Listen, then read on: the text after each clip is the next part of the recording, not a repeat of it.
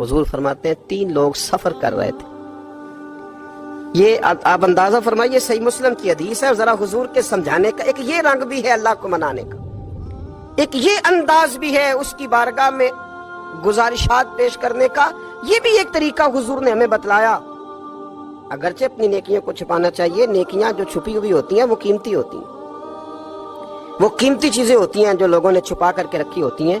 हजरत अब्दुल्लाह इब्न उमर फरमाने लगे कि नबी पाक सल्लल्लाहु अलैहि वसल्लम फरमाते हैं 3 लोग सफर कर रहे थे, रास्ते में तूफान आ गया, तेज बारिश शुरू हो गई। तो हुजूर फरमाते हैं वो तीनों बारिश से बचने के लिए एक गार में छुप गए। उनको पता है पुराने जमाने के अंदर गारें होती थी, और लोग जब सफर करते थे लंबे तो पत्थरों और पहाड़ों के बीच में से सफर करते थे। वो गार के अंदर चले गए। अब चूंकि तूफान बहुत ज्यादा था, जब वो गार के अंदर चले गए तो अल्लाह के प्यारे हबीब सल्लल्लाहु अलैहि वसल्लम फरमाते हैं पत्थर ऊपर से लुढ़कता हुआ आया और गार के मुंह के आगे आके उसने गार को बंद कर दिया।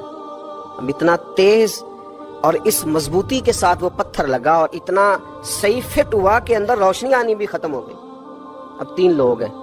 थोड़ी देर तो वो परेशान रहे कि शायद अब कभी बच नहीं सकेंगे, शायद चारों जानिब अंधेरा ही है और अंधेरा ही रहेगा, शायद यहाँ से निकलने के लिए अब हमें कोई रास्ता मुयस्सर नहीं आएगा। वो पहले तो परेशान हुए, फिर कहने लगे यार इस तरह करो, जरा गौर कीजिएगा मेरी बात पे।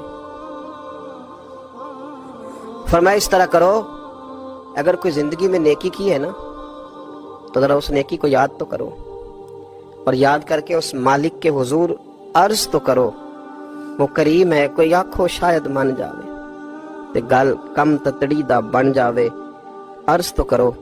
तो उनमें से ये आप अंदाजा फरमाइए, ये बात बयान कौन कर रहा है? ये मदीने वाले रसूल बयान कर रहे हैं, ये नबी पाक अलैहिस्सलाम ने बयान फरमाया। ये वो कहानी है जो हमें हमारे नबी पाक ने सुनाई, रसूल करीम अलैहिस्सलाम ने हमें बतलाई, ये दास्तान मोहब्बत।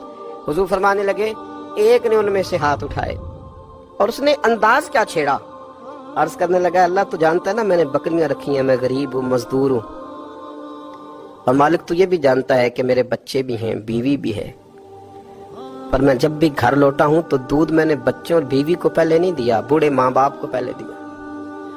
अल्लाह मैंने उनके साथ हमेशा करम के बाजू खोल कर मामला किया। वो गार में तन्हा बैठे हैं और अपने मालिक को मना रहे हैं। अर्ज करते हैं अल्लाह तुझे याद है ना एक रात जब मैं बड़ी देर से लौटा था, लकड़ियां काटते दरख्त तलाश करते मुझे देर हो गई, मैं देर से लौटा था, नीयत ये कर रखी थी कि दूध सबसे पहले माँ बाप को पिलाऊंगा। मालिक जब मैं लौटा तो वो बूढ़े थक हार के सो गए थे। मेरी बीवी ने मुझे कहा कि बच्चों को पिला दो, वो सो गए। तो मैंने कहा नहीं, मेरे जिम्मे है उन बूढ़ों के दिल को ठंडा करना, उनसे प्यार करना। अल्लाह बीवी मांगती रही, बच्चे तलब करते रहे, मेरी टांगों में घूमते रहे, बार बार आते रहे, पर मैंने दूध नहीं पिलाया।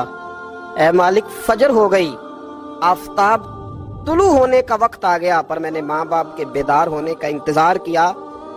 ऐ अल्लाह वो जब उठे तो उनकी आंखों में जो मेरे लिए दुआ थी और उनके सीनों में जो मेरे लिए करम था, अगर तेरी बारगाह में वो नेकी कबूल है तो मालिक फिर रहम फरमा, न इस मुश्किल से आसानी अता फरमा।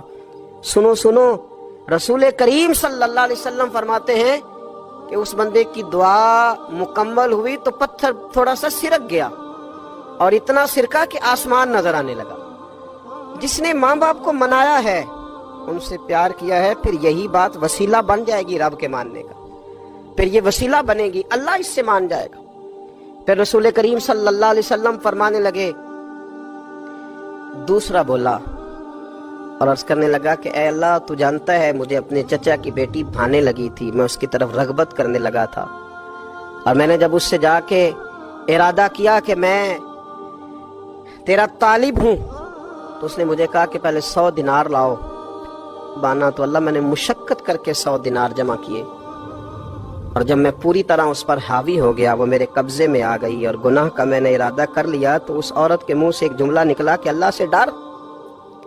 ऐ मालिक वो मेरे कब्जे में थी, ऐ अल्लाह मैं गुनाह पर कादिर था, मैं चाहता तो गुनाह कर लेता, लेकिन जब उसने तेरा नाम लेके कहा ना कि अल्लाह से डर, अल्लाह मैं डर गया, मैं उसे छोड़ के आ गया। अगर तुझे ये बात पसंद है तो फिर निकाल देना इस मुश्किल से, फिर कर देना करम, اللہ میری بھی تو چڑھتی جوانی تھی نا, میں بھی تو سب کچھ کر سکتا تھا, پر تیرے لیے, تیری خاطر میں لذت گناہ سے باز رہا تو اللہ تو رحمت فرما دے.